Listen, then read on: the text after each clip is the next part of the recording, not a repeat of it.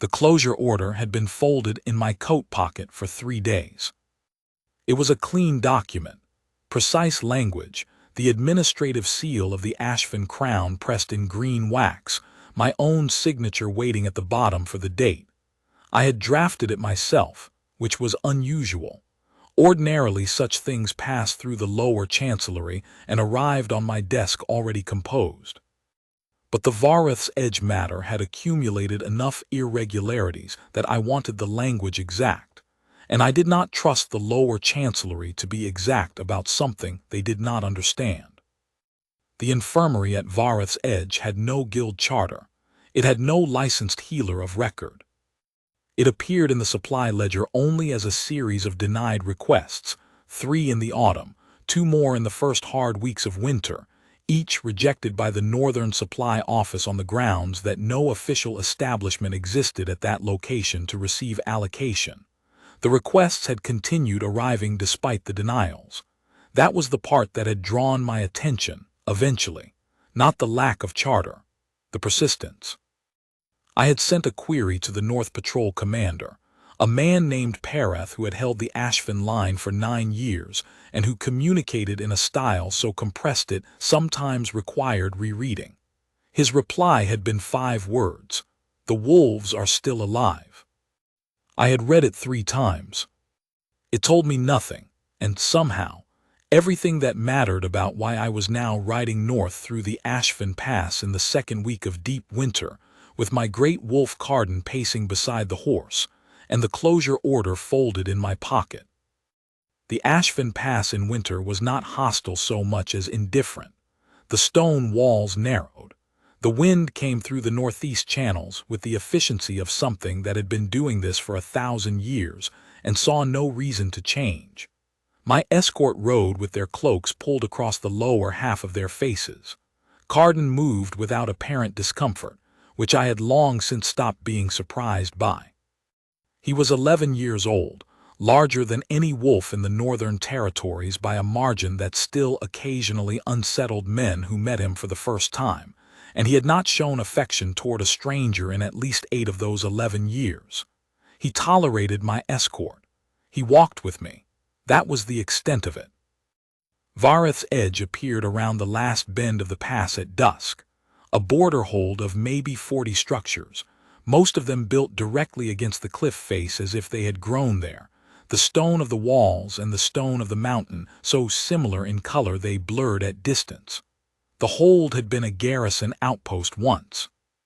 It had become, over several generations, something more complicated, a way station, a supply point, a place where the North Patrol wolves rested between assignments.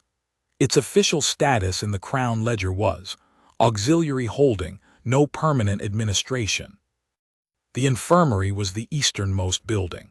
I could see it from the road, low, the northeast windows lit with tallow light that looked amber against the blue of the evening. There was smoke from a small chimney. The door was plain wood with iron fittings, nothing to mark it as a medical establishment, nothing to mark it as anything at all. Pereth met me at the road's end. He was a compact man, gray at the temples, the kind of face that showed weather rather than age. He saluted without ceremony. "Alpha King." His breath was visible. "She'll be with the evening cases. 2 wolves from the Northern Watch frostbite complications, 1 from the mountain relay with a shoulder tear." "How many does she see in a week?" "Depends on the week." He paused, which for Pereth was the equivalent of a lengthy qualification. "This week, 11. I said nothing. I had reviewed the supply denials again on the road by the light of a travel lantern. 11 wolves a week. The Northern garrison's full complement was 43. I was doing arithmetic that I did not like the results of. "You received her supply requests," I said. It was not a question. "She sent them through the correct channels. The supply office at Koreth Hold rejected them. She sent them again." "They were rejected again." Pereth looked at the lit window of the infirmary. "She has not stopped sending them." "What has she been using?" "Her own materials. Some she brought from wherever she trained. Some she acquires locally. She has a knowledge of the plant material in the upper pass that the guild healers at Korath don't, and some she buys. Buys. Buys. I looked at him. He returned the look with the particular expression of a man who had decided some time ago that a thing was wrong and had been waiting for someone with more authority to also notice. He did not say anything else. He did not need to. I left the escort at the Hold's central fire and walked to the infirmary with Carden at my heel. The door was not locked. I pushed it open and the warmth came out first, not the extravagant warmth of an overfed fire, but the functional warmth of a space that was kept at the precise temperature it needed to be for the work happening inside. Tallow candles in iron holders. A stone floor, clean and swept. Long workbenches with materials laid out in a system I could see the logic of from the doorway, organized by use, by proximity, by what would be needed at hand during treatment, and what could afford to be 2 steps away. The smell was medicinal, specific plants I did not know the names of, something like birch, something sharper and colder that I could not identify. 3 wolves lay on low platform beds along the south wall. 2 had their forepaws wrapped in linen. The 3rd lay on its side with its shoulder elevated, breathing slowly and steadily. All 3 were watching the woman at the center workbench. She had her back to me. She was working at the bench with the focused attention of someone deep in a problem that interested her, not hurried, not performing for an audience, simply present in the task. She was wrapping a packet of dried material, her hands moving with the economy of someone who had done this 10,000 times and had at some point stopped thinking about the individual steps and simply did them. She had dark hair, pulled back for work. She wore an apron over plain winter wool. There was nothing remarkable about her appearance except for the quality of stillness she carried. The kind of stillness that comes not from inactivity, but from being entirely where one is, without the noise of wanting to be anywhere else. Carden stepped past me. I had never had to tell Carden to stop. He stopped himself always, for the excellent reason that he was not interested in most things and had to be moved to act. I watched him take 3 steps into the infirmary, and then a 4th, and then stand, looking at the woman at the workbench, in a way that I had not seen him stand since he was perhaps 3 years old and still discovering the world. The woman heard the door, or she heard Carden, I was not sure which, and turned from the bench without haste, the way someone turns when they are expecting to see who arrived but not urgently. She saw me and stopped. Not with alarm. Not with the particular recalibration that happened on most faces when they looked at me and understood who they were looking at, the quick gathering of composure, the small performance of not showing how much the situation mattered. She simply took me in the way she had probably taken in whatever had been in that space before me, with the complete and unhurried attention of someone assessing a situation that had just changed. Then she looked at Carden. Carden was still looking at her. "He won't hurt them," I said, because the wolves on the beds might reasonably be alarmed by an animal of his size entering. It was the first thing I had said, which I was aware made for an unusual beginning. "I know," she said. Her voice was even, without inflection toward courtesy or alarm, not unfriendly, simply direct. She looked back at me. "You're the Alpha King." "I am." "You've come about the charter." "I've come about the infirmary." She nodded. She set down the packet she had been wrapping. She did not seem to require a moment to gather herself, which I noticed.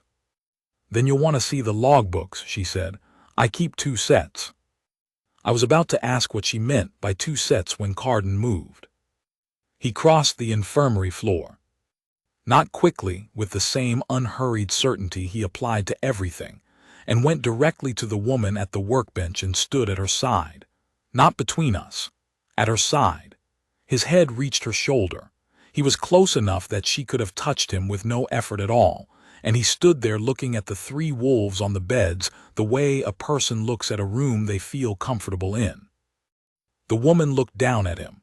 Something crossed her face, not fear, not the exaggerated delight that people sometimes performed when they encountered him for the first time and wanted me to see them not being afraid. Something quieter than that. Recognition, almost, though she had never seen him before. She lifted one hand, looked at me briefly, asking, which I found interesting, and I found myself nodding before I had consciously decided to, and she laid her hand on Carden's head between his ears. He closed his eyes. Carden had not done that with anyone but me in 8 years. The room was very quiet except for the slow breathing of the 3 wolves on the beds. "The logbooks," I said, because I needed to say something, and because the logbooks were actually what I had come for. She crossed to a shelf on the east wall, Carden turning to watch her go, and brought back 2 ledgers. One was a standard supply requisition format. I recognized the Crown Administration's format, the same one used in every Northern holding. The other was a smaller book, bound in plain cloth, clearly not official issue. She set them both on the workbench in front of me. "The first one is the official record," she said. "Supply requests submitted through Korath. Each one has the date, the quantity, the medical justification, and the denial stamp." She opened it. The denial stamps were red. There were many of them. "The second is my working log, dates, cases, treatments, materials used, outcomes. I've been keeping it since the first month." I opened the second book. The entries were meticulous. Each case, the date of arrival, the nature of the injury or illness, the Wolf's Patrol designation if she knew it, the treatment she had applied, the material used, and the quantity, the outcome. The handwriting was small and precise, the kind that comes from training in exactitude.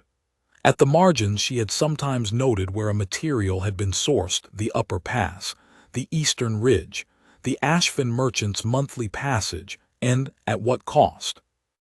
There were numbers at the bottom of every monthly page: total materials cost, total she had paid from her own funds, total she had requested from Korath and been denied. I am a man who governs by numbers.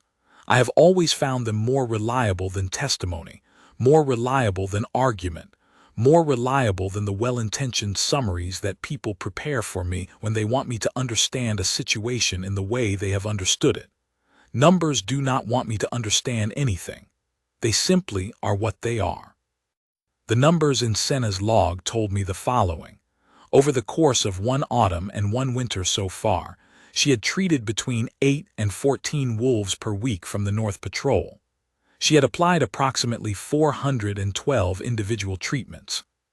She had covered nearly all of the associated material costs herself, with the exception of 2 small quantities of supplies provided informally by the hold's quartermaster. A man who had, I noted, not included this in any official report, presumably because there was no official framework in which to include it. The North Patrol had not lost a wolf to treatable injury or illness since she had opened the infirmary. The North Patrol's previous 3-year average, which I knew from the garrison records, was 6 to 8 wolf deaths per winter from treatable causes. The gap between those 2 facts sat in the room with the weight of something that had been waiting to be noticed for a considerable time. I closed the second logbook. I opened it again to the first month's entries and read from the beginning. She did not say anything while I read. She did not offer additional explanation or additional justification. She had brought the books and set them in front of me, and she waited with the same quality of stillness she had been carrying when I arrived, present, unhurried, not performing patience but simply possessing it. She went back to her workbench and finished wrapping the packet she had been working on when I arrived, because there was no reason not to. One of the wolves on the beds, the one with the shoulder elevation, made a small sound, and she was there in 3 steps, checking the wrap, adjusting the angle of the elevated support with 2 practiced movements. Carden had positioned himself between the 3rd bed and the wall in a way that was taking up a meaningful portion of the floor space, and appeared to have no intention of reconsidering this decision. He watched her. I read for perhaps 40 minutes, I am not certain. The tallow candles burned down a measured amount. At some point, the wind outside the northeast windows picked up into the particular register. That meant the pass was unsettled, and tonight's temperature would drop further than yesterday's. When I finished, I set the logbook down. "The guild record," I said. "There's no entry for you." "No. Where did you train?" "With a healer named Vethris in the Middle Territories. She was guild registered. I was her student for 6 years. I am not registered because when I applied for the examination at the end of my training, the examining board at Korath declined to schedule it. They cited incomplete documentation." A brief pause. "The documentation was complete. The examining board at Korath has, in the past several years, declined to schedule examinations for applicants who trained outside the traditional guild lineage. I am not the only one this has happened to." I looked at her. She said this without heat and without appeal, in the tone of someone stating a documented fact. She was not asking me for sympathy. She was completing the record, filling in a gap that the official papers had left open by their absence. "You know the closure order exists," I said. "Pereth told me you were coming. He told me why." "You came here anyway. You continued operating." "The wolves needed care," she said. "The charter question and the wolves needing care are two different questions. The first one involves paperwork. The second one involves whether they live through the winter." The directness of this was, I found, not uncomfortable. I had been prepared to encounter defensive justification, the kind of argument people construct when they know they have operated outside sanctioned channels and need me to understand why the circumstances required it. I had not been prepared for someone who simply separated the two problems and stated them plainly. "You're aware," I said, "that operating an unlicensed medical facility on Crown-adjacent territory is a formal violation." "I'm aware." And you continued. "The violation exists in the paperwork. The wolves in front of you exist in the world." She looked at me steadily. "I'm not arguing with you about which one takes precedence legally. You know that better than I do. I'm telling you what was here when I arrived and what I decided to do about it." What had been here when she arrived? I had not asked that yet. "Tell me," I said. She told me. She had come through Vareth's Edge in the early autumn as a traveling healer. She had been moving through the northern territories since the Korath examination board had declined her, taking what work she could find in the smaller holds, doing what she had been trained to do for people and wolves who needed it and could not easily reach registered practitioners. When she had passed through Vareth's Edge, 3 North Patrol wolves had been in serious condition from injuries sustained on the pass. There had been no healer at the hold. The closest guild healer was at Korath, which was 2 days' ride in summer and significantly more in autumn weather. She had stayed. She had sent the first supply request to Korath 3 weeks in, when it became clear that she was not passing through but had become, without formal intention, the hold's only medical resource. The request had been denied. She had sent a second. Denied. She had not stopped sending them because stopping felt like an agreement with a position she did not hold, that the wolves did not need what they needed. "Did it occur to you," I said, "that this creates an impossible administrative problem? I cannot retroactively authorize materials she spent from her own pocket. I cannot grant guild standing by executive warrant without an examination process. I cannot certify an infirmary that has been operating without charter." "Yes," she said, "I know. You knew when you stayed." "I knew when I stayed." I looked at her for a long moment. Carden made a sound I had not heard him make in a very long time, a low, settled sound, like the sound a fire makes when it has found the wood it needs and is burning as it should. He was still watching her. "Show me the examination documentation," I said. "The application you submitted to Korath, everything they returned and everything you kept." She brought a second case from the shelf, a flat leather document case, and laid it open on the workbench beside the logbooks. She had kept everything. The original application complete. I read through it and found nothing missing. The Korath Board's response, which cited 3 documentation requirements: her training supervisor's guild registration certificate, a record of her supervised case hours, and proof of materials training from a certified source. The first 2 she had supplied. The third she had supplied with a letter from Vethris, the healer who had trained her, detailing the materials Curriculum Senna had completed. The board's second letter had found the materials documentation insufficient. They required certification from a guild-registered materials assessor, which Vethris was not, despite having practiced for 31 years. Vethris, I noted from the letter's dateline, had died in the spring. She would not be available to testify to anything. I set the letter down. There is a category of administrative failure that comes not from malice but from accumulated institutional rigidity, rules that made sense at their point of origin and have been applied without adjustment to circumstances they were never designed for, and which, when applied faithfully, produce results that the rule's original intention would have rejected. I had been dealing with one version or another of this problem for 8 years. I generally handled it by identifying the rigidity and correcting it, which was not always a welcome process for the people whose institutions were being corrected. The Korath Examination Board would not be pleased with what I was going to do. Lord Aravan is in my escort, I said. He is the Crown's northern administrative witness. I need him in here. She nodded without surprise. I went to the door and spoke to one of the riders who went for Aravan. While I waited, I walked the length of the infirmary. I looked at the storage, at what she had organized and how. I looked at the small supply of materials remaining on the shelves, enough for perhaps 2 more weeks if the case load stayed low. If it rose, as it had been rising through the winter, less. The wolves on the beds watched me without alarm. They had been in this room long enough to feel easy in it.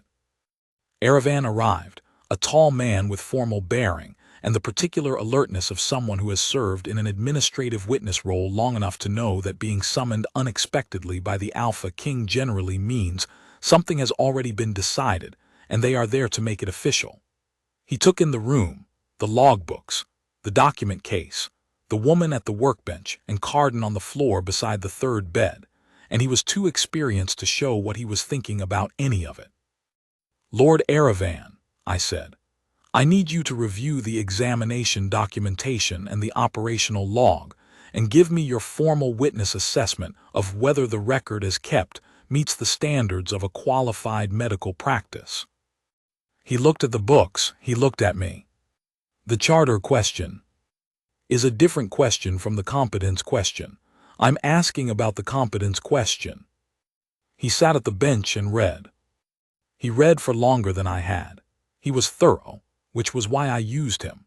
He went through the examination documentation twice, made several notes on a small folio he carried for this purpose, asked Senna 2 questions about the material sourcing, about her case record for a specific treatment she had used 3 weeks ago, and received answers that he also noted. At the end, he sat for a moment with his hands folded. The operational log, he said, meets or exceeds the documentation standard of any registered infirmary I have reviewed in the past 6 years. The examination documentation is complete by any reading of the requirement that takes the original intent of the rule rather than the most recent administrative interpretation of it. He paused. I am prepared to sign a formal witness statement to that effect. That is what I need, I said. I had not looked at the closure order in my coat pocket since I had entered the infirmary. Parath came in at some point.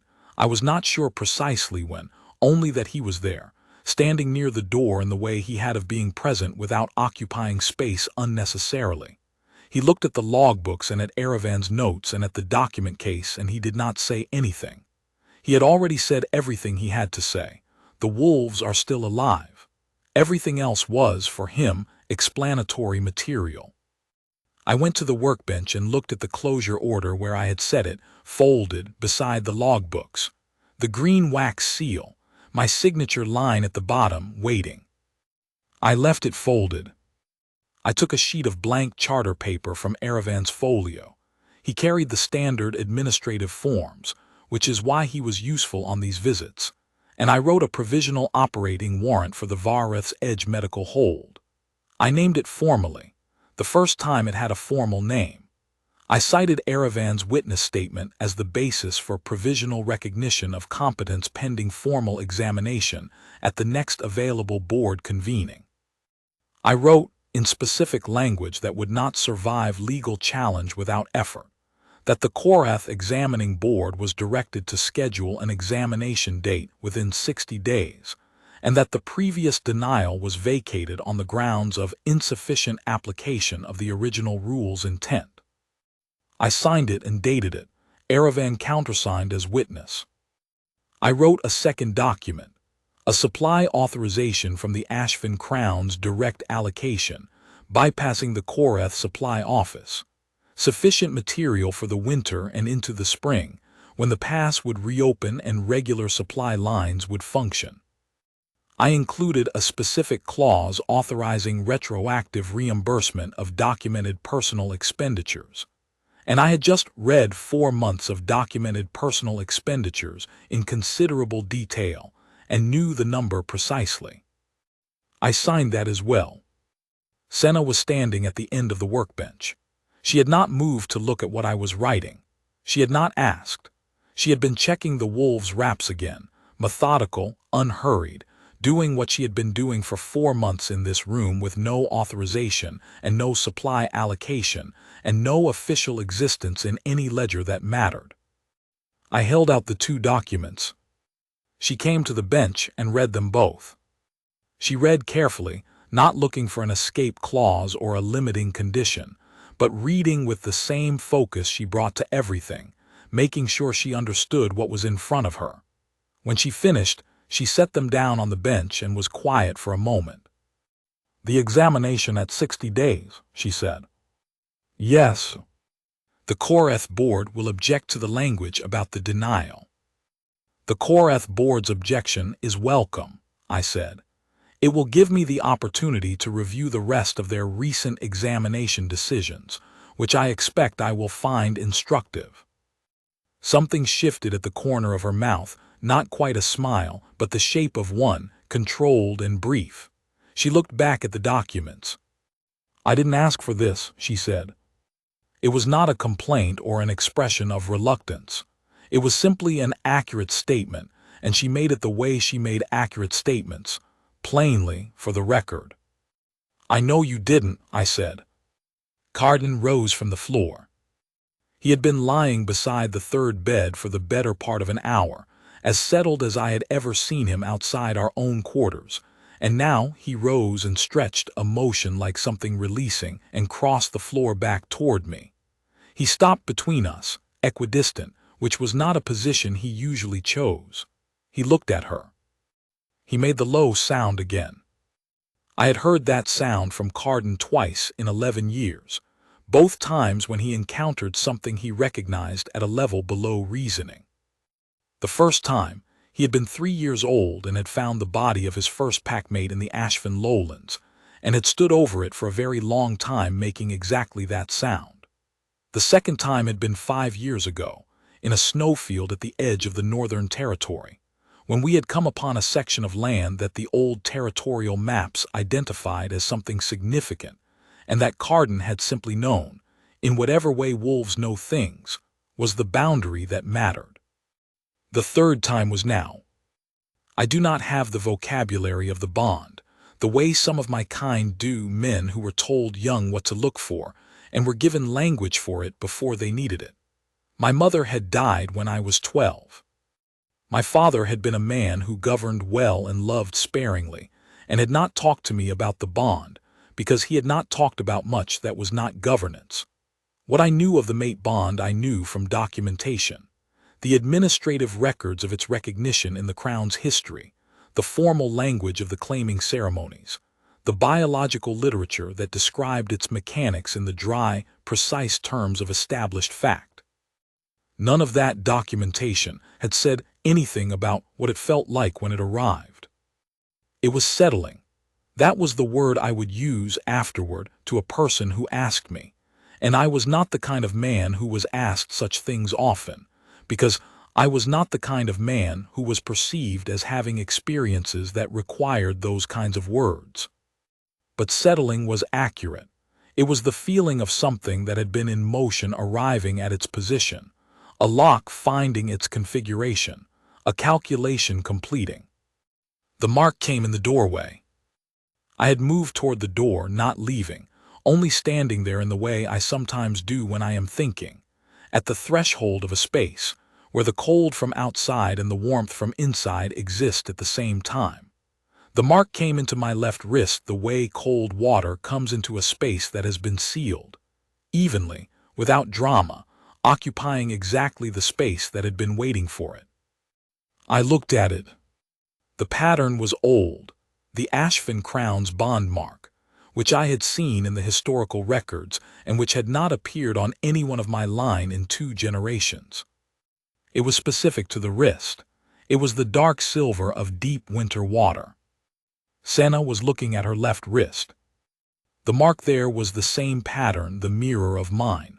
I had not expected that. I had understood from the documentation that the partner mark was sometimes different, a variant. Hers was not a variant.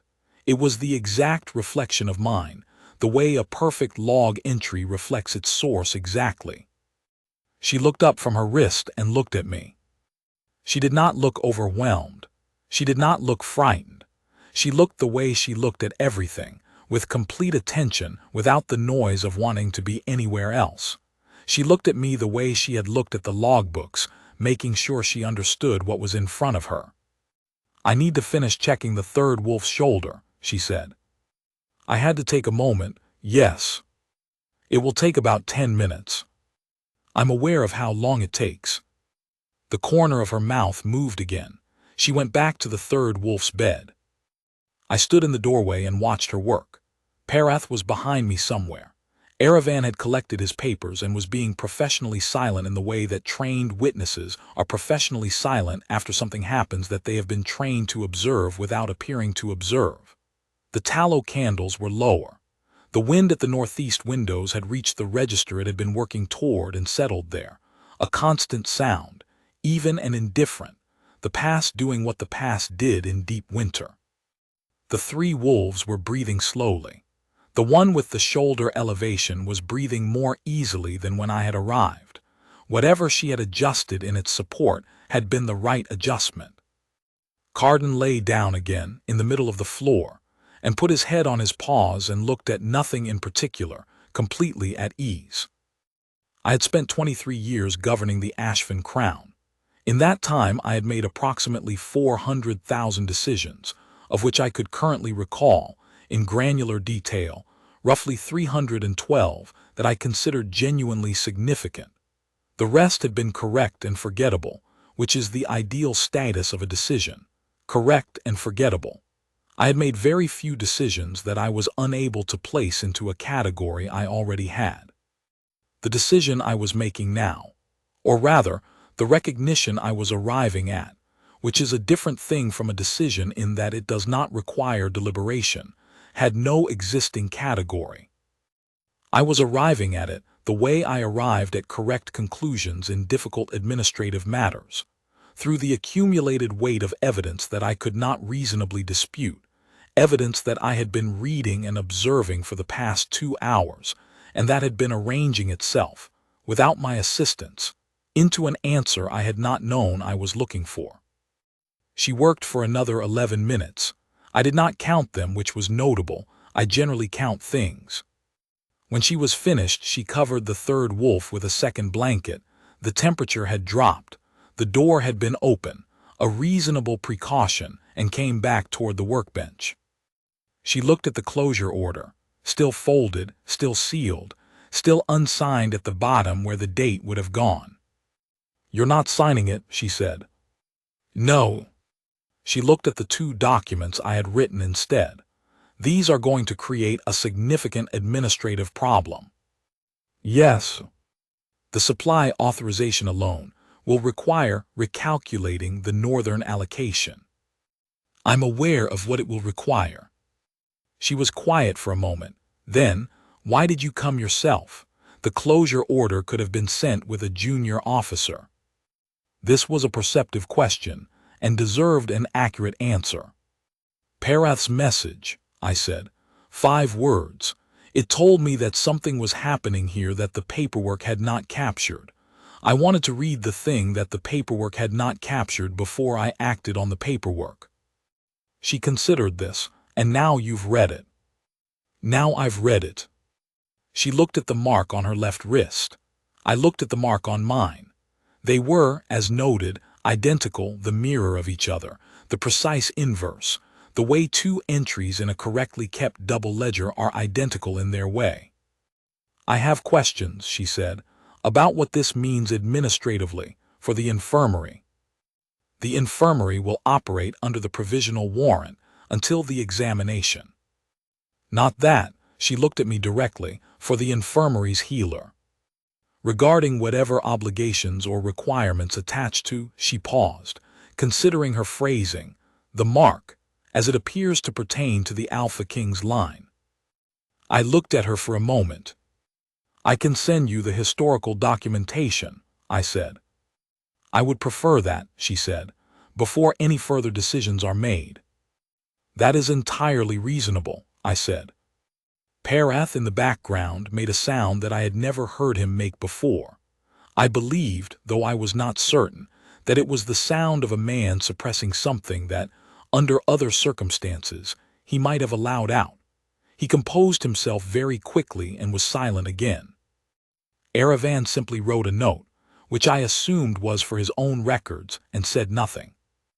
I picked up the closure order from the workbench. I put it in my coat pocket. It was going back to Aldenmark with me, unsigned, and I would have it filed in the administrative archive under the notation, matter resolved by direct review, closure order vacated, see provisional warrant and supply authorization, dated this day. The mark, I said, before I had decided to say it. It does not require anything of you that you do not freely choose. I want you to understand that clearly. She looked at me with the unhurried attention she gave to things she was assessing. I understand that, she said. I wanted to make sure you understood it as well. I had not expected to be told something I needed to understand in that exchange. I found that I did not object to it. The documentation I send, I said, read it as you read the logbooks. Tell me what questions remain. I will. There will be more questions, I said. Some of them will be mine. I expect that, she said. I'll keep the second logbook current. The numbers are always more useful than the summary. Yes, I said, they are. Outside, the pass wind was doing its work. The tallow candles had burned to a certain level and would need replacing in another hour. She would have assessed that already, would have replacements at the correct position on the supply shelf. The wolves on the beds were breathing in the rhythm of animals that had been well cared for and knew it. Carden had not moved from the middle of the floor and showed no signs of intending to. I stepped back through the infirmary doorway into the cold of the border-hold night. The wind was sharp, and even in the stars over the Ashfin Pass were the specific bright of very cold air, each one precise. I had ridden to Vareth's edge with a closure order in my pocket and a category I could not question, unlicensed, unauthorized, in violation of administrative charter. The category had not been wrong. The conclusion it was supposed to produce had been wrong, because the category had been working from a ledger that was missing half the entries. The half that was missing was the part that mattered, the wolves alive through the winter, the treatments given at her own cost, the 2 sets of records, one official and full of red denial stamps, one hers and full of outcomes. The bond mark on my wrist was the color of the deep water below the Ashfin ice, dark silver and still. It had settled the way all irreversible things settle, without fanfare, without ceremony, with the quiet finality of a conclusion that the evidence had been building toward for some time, arriving, at last, at the only answer the numbers actually supported. Lord Arravan, to his considerable professional credit, completed and filed his witness statement within the hour, noting in the formal record that he had observed the provisional warrant issuance, the supply authorization, and in careful administrative language that conveyed everything while saying exactly what could be verified, that both the Alpha King and the Vareth's Edge Healer had presented bearing consistent with mate bond recognition under the historical precedent of the Ashfin Crown line. Pereth said nothing about the mark. He said nothing about Carden on the infirmary floor. He said nothing about the closure order going back unsigned into my coat pocket. What he said in the morning, when I asked him if the East Watch rotation needed adjustment given the additional wolves that would now be available for patrol through spring, was that the rotation schedule had needed adjustment for 2 months, and he had been waiting for the supply problem to be resolved before implementing it. He had the adjusted schedule ready. I approved it. The documentation I sent from Aldenmark reached Vareth's Edge on the 6th day after my return, 3 days' ride, 1 day for preparation, 2 days of transit in the conditions the pass had been running that week. I had written a summary, but I had also included the complete historical record, because I had read her logbooks and I understood what kind of person she was. Her first letter came back on the 12th day. It was 3 pages dense, in the small, precise handwriting I recognized from the logbooks. The first page was questions. There were 8 of them, organized by category. The second page was answers to 2 questions she had apparently anticipated I would have from the documentation, which I had been in the process of composing when the letter arrived. The third page was the current week's case log, sent because, she wrote, it seemed useful for me to have the current numbers. It did seem useful. The numbers were, as she had said they would be, always more useful than the summary. I answered the 8 questions. I answered the 2 she had anticipated. I sent the case log to Pereth's administrative file, where it began appearing on a regular basis. The Vareth's Edge numbers arriving every 7 days, precise and current, the record accumulating the way a correct record accumulates, entry by entry, without drama, adding up to something that, when you read it from the beginning, tells you exactly what happened and exactly what it meant. She kept both logbooks, so did I. Between us, the numbers were always accurate. That was where it began, and it was, I found, a more solid foundation than most things I had tried to build on. A tide covers a stone without announcement. It simply rises until the stone is beneath it, and then it remains, because tides do not recede from where they have fully arrived. The closure order sits in the archive. It has never been signed.